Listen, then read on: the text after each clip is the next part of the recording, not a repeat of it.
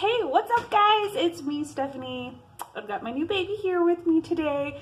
I will just tell you that it is impossible to find like the perfect time to make a YouTube video when you have 3 kids, a 5-year-old, a 2-year-old, and a 3-week-old. And so just bear with me. My house is pretty much a disaster, but I'm not in my pajamas and I don't look like death warmed over in my pajamas, which is usually how I look when everybody's in bed and I actually could make a video. I'm like, I'm not gonna like put my face out on the internet looking like that because that is just scary and that is rude and I care about you guys, so you know, trust me, you don't want to see like the recognized like hair sticking out. I mean, it's probably not that bad, but you know, I gotta have like some kind of a standard, right? So anyway, welcome back. I have not been making videos like as consistently the last few weeks, but I really wanted to make the truth about C-section recovery for like a plus size girl, larger girl, anybody who might have like a little bit of abdominal fat in particular, just because the people that I knew that had C-sections before, like they were all pretty skinny, just putting it out there. You could see their scars when they're standing up, and like I just wish that I could have talked to somebody like a little bit more my build, or like maybe I just wish that I would have had a few points of reference for what I have gone through. And so I'm really going to be TMI.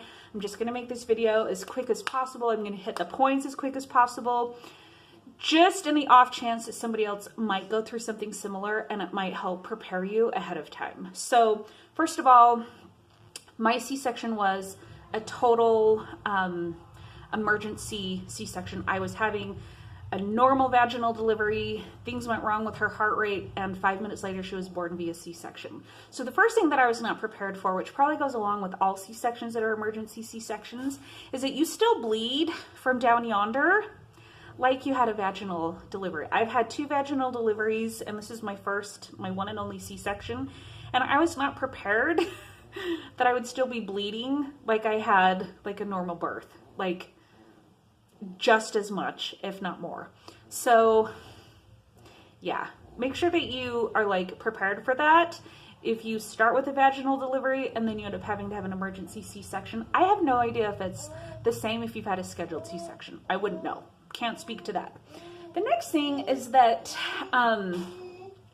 I experienced a ton of pain in my shoulders. Again, this might be across the board, not necessarily just for people who are more like on the larger side like me, but like they said that with the anesthesia and everything that they put into you, I don't know, and like your arms are strapped down, that it kind of pulls at the muscles, but then air kind of goes through places. I guess this is normal for surgeries. But holy crap, I felt like I had gone to the gym and done like 7,000 push-ups and lat pulls and shoulder exercises. My shoulders hurt so bad after surgery, way more than my incision. I was not prepared for that. Apparently that's all normal. I was able to get up and walk around in my hospital room like pretty easily. I did get kind of tired, and I realized pretty quickly that I needed to stay on top of my pain meds so that I didn't like get to a point of like lots and lots of pain. But I mean, I feel like I came home like pretty confident. Like, I got this, it's fine. And I remember the doctor telling me when he like looked at my incision after the first day, he's like, yep, just take a shower, keep it dry, keep it clean. In 2 weeks, you'll have a recovery just like you had a vaginal birth. And I was like, sweet, if I can get through 2 weeks, I'll be fine. I did think it was kind of weird that he told me, he used the word Kotex, put a Kotex on your incision. And I'm like, a Kotex, like a pad? Yeah, that's what he meant. So I got home and it was really hard to be in bed. Like laying down was so painful, just like with the incision and like all the muscles. I couldn't lay down. I couldn't lay on my side. So like getting up and down to take care of the baby was really hard those first few days. Luckily, my husband was off work, so I got to rest like a ton, and I did have a lot of help. But I was not prepared for what started to happen with the incision. So they told me to shower, and I did everything that they told me to. I kept it clean, but like, I'm sorry, I just gave birth. And the other thing that I didn't know was going to happen was that I swelled up huge. Like, I feel like I was a ripe tomato, and if you would have like poked me, I would have just like burst like a fire hydrant with fluid. When they weighed me a week after she was born, I was 10 pounds heavier and she was 7 pounds. So right there, that's 17 pounds of fluid that I was carrying around, maybe more, I don't know. But I was huge everywhere. And so I had just given birth, so my stomach was still pretty big. I was full of fluid, so my stomach was swollen. And so my incision was like hiding under my belly. You can call it a hangover, an apron, a pannus is the medical term for that. To me, it was just like my lower fat that's normally there, because that's where I tend to carry most of my weight. So it was kind of hard to get to my incision, I'm not going to lie. I felt like I had to lift my stomach up, wash, pat it dry, did everything. And it started to have a little bit of an odor. And when I would dry it off, there was some like drainage that would end up on my white towel. I always used a white towel and I would dab. Again, I said, this is TMI.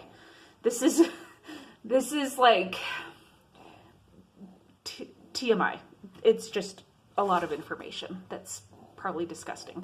So anyway, that's how I kind of started to figure like something might be wrong. It just had kind of a different odor to it. And so my husband made me an appointment with my doctor, and they discovered that I had a UTI, which I suspected. I was totally fine to go to the doctor for that. And they looked at my incision and he's like, it's weepy.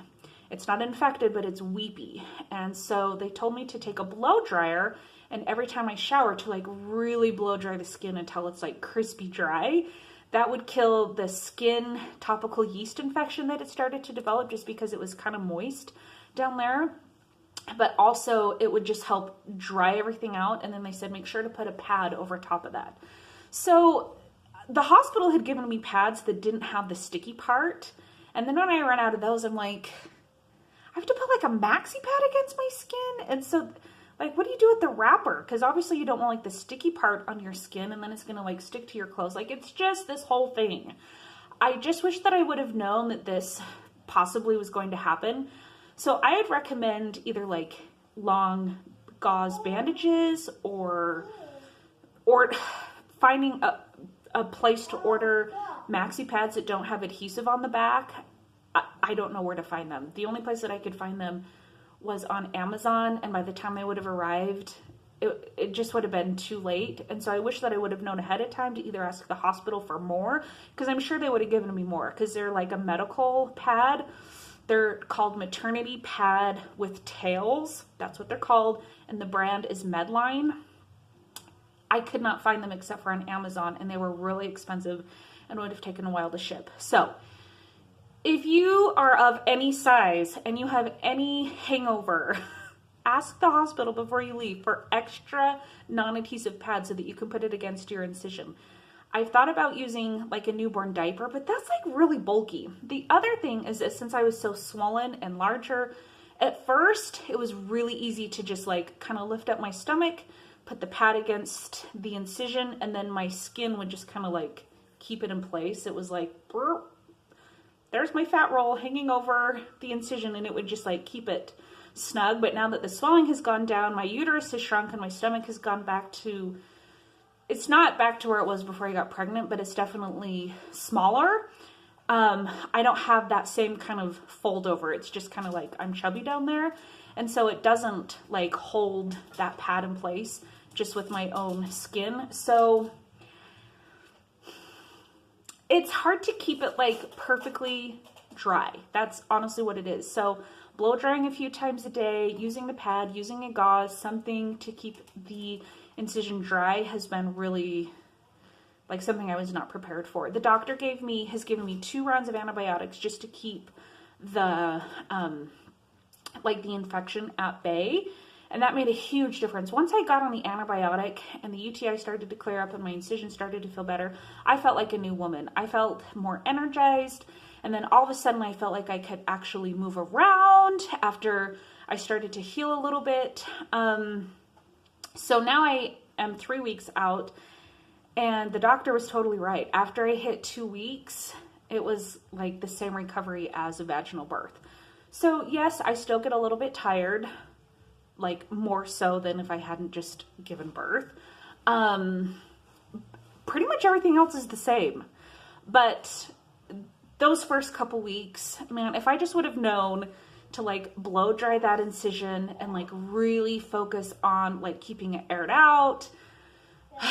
Like, but how are you going to do that and take care of your 3 kids and your newborn? Just like lay on the bed with like a fan on you? I don't know. So if you've had a C-section and you have like some magical way to keep your skin dry, let me know in the comments down below.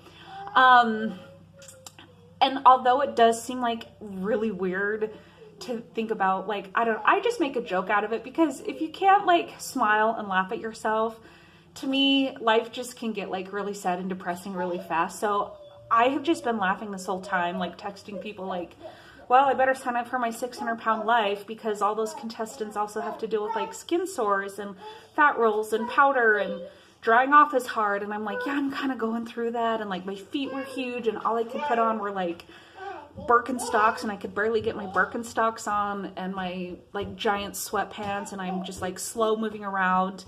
I'm like, there's a lot of similarities. I mean, no shade on anybody who's been on my 600-pound life, but it's just, you know, just kind of my way of coping with it is to kind of find some humor in that. So blow drying my fat, putting a maxi pad in between my fat rolls. Nobody prepares you for that. That was not in any of my books. The other thing that I want to point out that I will probably talk about in my breastfeeding video that's just kind of odd. Like, she has breastfed like a champ. And I will say that breastfeeding has been easier with her than it was my other 2 kids. And it's because after I started breastfeeding my other 2 kids, I very quickly developed a yeast infection on both nipples. Diagnosed, they put me on like creams when my doctor saw my nipples at the 6-week checkup and told her that it like hurt so bad to nurse.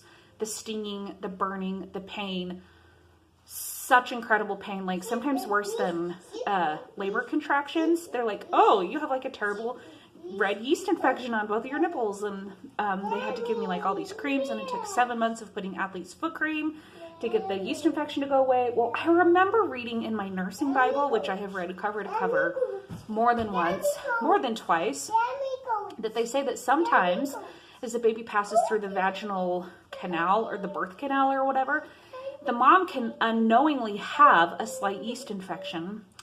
And as the baby passes through, they pick that up and then they spread it to the mom. Well, I have never had a yeast infection that I'm aware of, but I bet that I had maybe like a slight one, because both of those times that I nursed those babies, I developed a yeast infection like almost instantly. So with my second, I knew what it was. I got the Lotrimin, I started putting it on, it cleared up. It didn't take 7 months, thank heavens. But this time, I have not had any pain nursing. I don't even feel like I had to develop calluses. Like, the latch was fine, and I feel like I've gone through everything that you could possibly go through with nursing. Latch problems, milk supply problems, overproduction problems, plugged nipple pores, plugged ducts, mastitis, like everything. And this has been the easiest one, and it's because I didn't develop some like random skin infection, and I think it's because she was born via C-section. So that is like my one mercy that I feel like I've experienced, is like complete pain-free nursing. Everything else has been a little bit of a roller coaster. So anyway, I know that this video is full of like horrific graphic details. So sorry, but you know what? It's what I've gone through, and I'm sure that I'm not the only one who has gone through this. So it looks like little 2-year-old is ready for a snack. And so I'm going to get back to being a mom, and I will see you guys in my next video. Bye.